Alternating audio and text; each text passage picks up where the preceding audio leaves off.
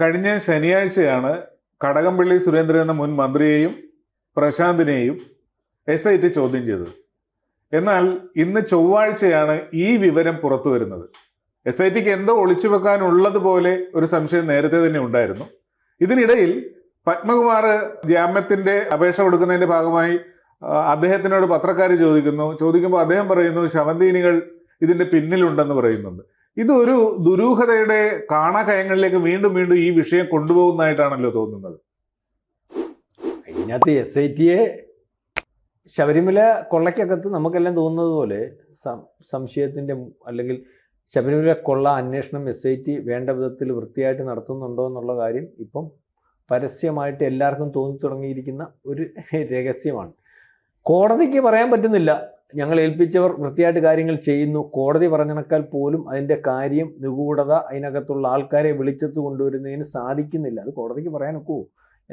നമ്മുടെ സംവിധാനവും സിസ്റ്റവും എല്ലാം കുഴപ്പമാണെന്ന് അങ്ങ് പൊതുവെ സമ്മതിക്കാനൊക്കത്തില്ല. എന്നാലും കോടതി പിടിച്ചിട്ട് കുടയുകയാണ്. ഇത് കണ്ടില്ലയോ? ഹൈക്കോടതി മറ്റേ കോടതി കുടഞ്ഞ് ഇപ്പോൾ 2 വെളിയിൽ കിടക്കുന്നുണ്ട്. ഏതാ? തന്ത്രിയും മേൽശാന്തിയും. ബാക്കിയുള്ളതിനെയൊക്കെ അവർ പറഞ്ഞതനുസരിച്ച് അകത്ത് കൊണ്ടുവന്നു. പക്ഷേ പപ്പൻ പറഞ്ഞതുപോലെ ഹൈക്കോടതി ചോദിച്ചു, പപ്പനെ മാത്രം അറസ്റ്റ് ചെയ്യുന്നതിനകത്ത് എന്ത് ലോജിക്കുക? അയാളുടെ കൂടെ ആ വിഷയത്തിനകത്ത് നിന്നോ 2 പേരെ. അപ്പോൾ ഒരാളെ പിടിച്ചു, ഇനി ഹരിശങ്കറിനെ പിടിക്കാൻ കിടക്കുക ആ രാജ്യയുടെ.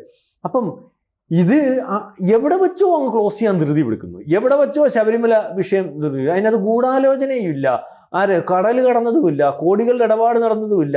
ഒരു ഉണ്ണികൃഷ്ണൻ പോറ്റി മാത്രം നടത്തിയ ഒരു സംവിധാനമായിട്ട് വരുന്നു. ഇപ്പൊ തന്നെ ഞാനൊരു കാര്യം ചോദിച്ചിട്ട്, എന്തിനാ കടകംപള്ളിയെ ചോദ്യം ചെയ്ത് രഹസ്യമാക്കിയത്?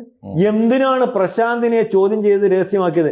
എന്തിനാണ് പ്രശാന്തിനെ ഈ പറഞ്ഞതുപോലെ ഈ അടുത്ത പ്രാവശ്യം കൂടി ഈ വിഷയം വന്നപ്പോൾ നമ്മുടെ CPM തീരുമാനിച്ചു ഇതിനകത്ത് CPMനകത്ത് അല്ലെങ്കിൽ ഒരു പങ്കുമില്ല, കൊള്ളയില്ല, എല്ലാവരും വെളിയിൽ വരട്ടെ എന്നുള്ള നിഗമനമാണ്. പ്രശാന്ത് വീണ്ടും ഒരു ടേൺ കൂടി ഇരിക്കട്ടെ എന്ന് വിചാരിച്ചിരുന്നിടത്ത് പെട്ടെന്ന് ആ തീരുമാനം മാറ്റാനുള്ള കാര്യം എന്തോ?